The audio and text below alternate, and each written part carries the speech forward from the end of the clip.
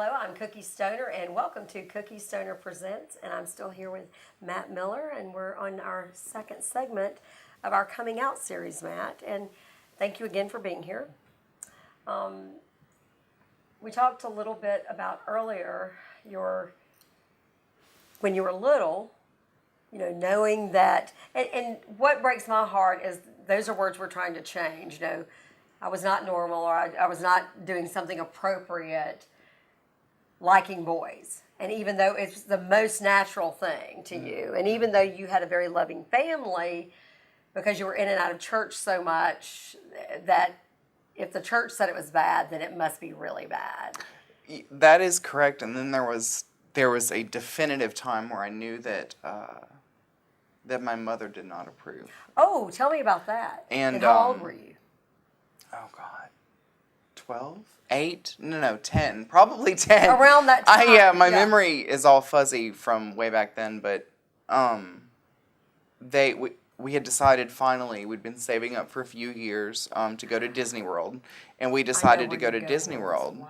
And this was the first year that they did their gay day. Wow. That they now have, that it's, really awesome, and this was the first time that they did it. And my mom said, first of all, we don't support that, and second of all, we're not going because the time that we had booked to go was when it was going to be. And, I've talked to my mom since then and told her how that made me feel, and she had no idea. But just that confirmed it for me. So you're probably, you said around 10 years old. Yeah. So that was, you were born in what? 85. 85. Mm-hmm. So I remember when that 95, I remember that big stink. Mm-hmm. And there were even some bumper stickers. And because Camille was born in 91, Ben in 96. And I remember in my neighborhood, Montgomery, there were a couple of people who had the stickers. It was something, obviously, keeping Disney family or something. And of course, at the time, I remember, certainly, I didn't think the way they did it at all. But I do remember that being like a big, ordeal. And so your mom, not even realizing, was starting to put the brakes on something.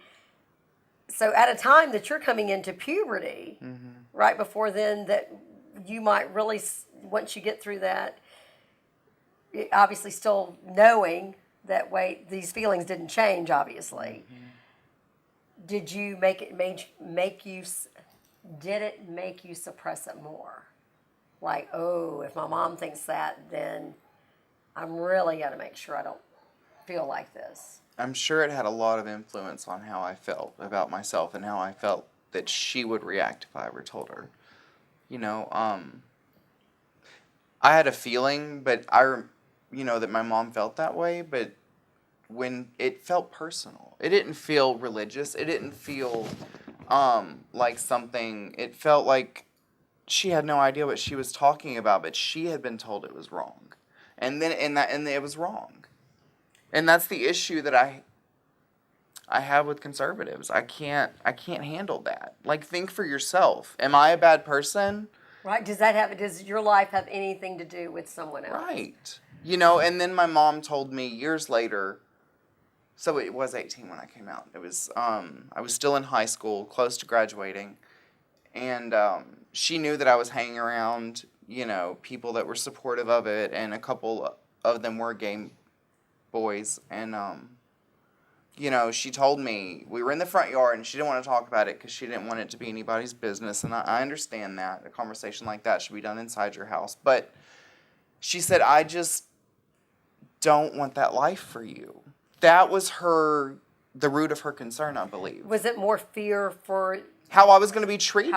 How I was going to be accepted. I've actually heard other parents a friend years ago who said she cried when her daughter told her, simply because, not because she didn't love her child or didn't accept it, but because she was afraid that some people would be mean, or how society was. And we she do didn't know. Want me to go through that hurt. I mean, I went through. In 5th grade, I went the private Christian school that me and my sister were in decided to go to a different teaching format that was mainly computer based, and my mom didn't want that, so we went to public school. And my therapist at the time, my psychologist, told my mom that I needed to develop thick skin, and that middle school would do that. So 6th grade, I was, our class size was 30 for the whole class. Oh, for This the was when whole- had a school. Right. And then I went to public middle school, and people were talking about things at the lunch table that I had no idea what they were. I found out what they were, but I had no idea. But I was, and then I got Tourette's really, really bad. Tourette's syndrome really bad, and I would do this, and I would blink a lot, and that was before people knew about it. And that was, So not only did you have this manifestation. yeah, and I was made fun of, sometimes in my view, mercilessly, for being effeminate and for having Tourette's. And so they held an assembly of the entire middle school here in Decatur, and they educated them all on what Tourette's was. And then the main offenders, the ones who were really just berating me daily, they had their own classroom setting with the grade psychologist, and she explained, first of all, this won't be tolerated, and second of all, Wow. this is what's really going on. And so I went at age 12 to a doctor in Birmingham, a neurologist, to diagnose me, to see if I had Tourette's. And I remember at one point, he had confirmed that I had Tourette's in front of my mother and my father. And then somehow, I was a child, so I went into another room, I think because that was what he intended, and then he told my parents that I was clinically depressed. And So this is all happening at 12 years old. Mm-hmm. That you know that you're a young gay man. You have Tourette's, and then you have this clinical depression. yeah, and I was suicidal, And suicide and I at had not 12 told years- anybody that. At 12 years old. And every day on the way to school, my mom didn't know, but every day on the way to school, I would get nauseous because my nerves. I was so nervous. I didn't want to go to that place and be treated like that. Oh. And be treated so separate, and stress makes Tourette's worse. So when they would make fun of me, it would obviously increase That my would help, stress level, yeah. and I would just end up doing it more, and I would get home, and I would have to take like a 2-hour nap because my body was exhausted. And Is that it why was, you were in therapy? I'm in with? therapy for a ton of things. I mean, but when you were at that age, did your parents realize that you were? My mom I was diagnosed with ADHD at age 5. And so I always had a psychologist, psychiatrist, So your something mom, like but that. so they were pretty forward. My mom was, thinking. oh, yeah, very absolutely. progressive. Absolutely, in so many areas. And when my parents got divorced at age 6, me and my twin sister both, we went to group therapy with other kids of divorce. We went to our own therapy. That was always very important for my mother. When I was diagnosed with ADHD, she did a ton of research. And the same with Tourette's, and she was all She about wanted to her make sure that kids. you got all the help that you could get. Yeah. She became a volunteer EMT at the paper mill she worked at just in case anything ever happened to us. I mean, she was all about us, but it was, But it's still something she couldn't control, like her son is gay. yeah. And that's a totally. I had convinced myself how she would react, and it was true. Okay, so Yeah. at 18, you've gone through high school. You've had sort of this, as you said, you sort of developed this, this is who I am. Don't touch me character. Yes. I flaunted it in people's faces because I was fighting back. I said, screw you, you can't do anything to me. I said, I'm tired of your abuse, and I would throw it in people's face in Decatur, Alabama. And I'm not a violent person at all, but I was walking around with my boyfriend at the time, and it was probably the Hartselle Walmart or Moulton Walmart because he lived in Trinity. And, they were making fun of him because I've never really looked gay. I just... my characteristics and maybe even my voice and how I walk, but he looked it. And so they were saying smart comments, and I was just done. I was done. And he had to pull me back because I was ready to fight them. So it's more like, okay, well, and not to say you, using the word chip on your shoulder, but you're like, look, You know, I was I am, pissed. yeah. Well, and you know, and rightfully so. I was so pissed, and I could have gotten myself hurt. It was a several month period where even, you know, at that time I was much closer to my sister, and she was worried about me because I didn't care if I started a fight. I was so done You just were being an angry treated young like man. that. Yeah. Yeah, well, and I can understand that. The whole, you know, some people retreat in other ways. You were just like, I'm going to fight this. Okay, I'm going to fight it. So when you came out, did you go to your mom? You said you told your sister, a few close friends, and then your mom. And my mom knew. What was her I don't know if response? I had officially come out to her at that time, like definitively, like I am. You know, this isn't gonna change. I am, but it was. She knew that I was hanging around a lot of boys, and you know, a couple boys that were also. She thought. I don't know if she knew. She never said she knew. She swore she never knew with me. She swore she never knew that I was gay ever. All you have to do is meet me. It's not that hard. Like, I'm a realistic person about that, and now I'm extremely comfortable with it. But she said she never knew, and So when you told her at 18, she was like, when she's you were like, I don't 18. want that life for you. Oh, I that's don't when want she- that okay, life she was for you. upset And because she didn't want that life and then for what you. happened is I went somewhere to get help for some other issues that I had. And on the way there, she drove me there, and I went voluntarily because I wanted to get healthier. And she said, I hope they can fix this. She thought gay that thing. this gay thing was going to go along with your other And I was issues. and I was like, Mom, it's not something that can be fixed. And I was mad about it. I was very defensive.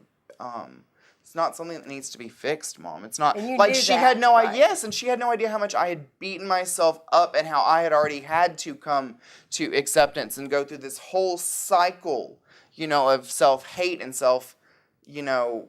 acceptance, and I'd already been through that. So at that point, I didn't care. So at that point, not only had you been through all this, you were at a point, as you said when we finished on the last segment, is that maybe they think I'm this great person. You had already gotten to the point where you're like, I am a good person. Yeah.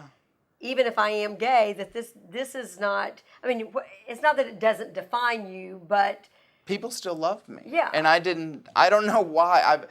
The messages I've told myself my whole life have been my main issue. You know, my mom always says you're the most important person you're going to talk to today. And it's very true. But I had told myself and convinced myself that, you know, I wouldn't even be liked. And then people liked me and people wanted to hang around me and they knew that I was gay. did you soften up? Did your personality change as far as now I don't have to have that false bravado? Yeah, and yeah, but I was very self-absorbed for several years in my early 20s. Just because I was partying a lot and because I wanted to fit that stereotype, that young gay male. Okay, you kind of you were making your own little world here. Yeah. Doing your own little stereotype. And I look back at that person and, you know, I had a lot of fun and I lived a lot. Did a lot of fun things. But I you're also, now 32 and I'm 32. you have And life is completely different. Life is settled, you know, I'm settled down and I have a husband and 4 dogs and now you know, you're living the dream. we both have good jobs and it's like it's hard to talk about that person with you now. I'm having to really, it's a little bit taxing because it's not who I am now. And I have completely gone the other way. And you know, not to bring up politics, but the 8 years previous to the year we've had recently were awesome for society and for views and just for human rights. openness. Human and yes, rights. human Human rights. rights. It was amazing, and it I think that really changed a lot of things. You know, it became not politically correct anymore to ostracize someone for their sexual orientation or to even bring it up really or to, you know, make it a big deal. It was not politically correct and even the South started to catch on to it, you know. And now we worry that we're somehow, you know, going in the other direction. And like you said, it's more for, you know, purely for human rights. That's the scary part. Well, I tell you what we're going to do. We're going to come back on a third segment. We're going to talk about your life now and talk about how happy you are and what you're doing.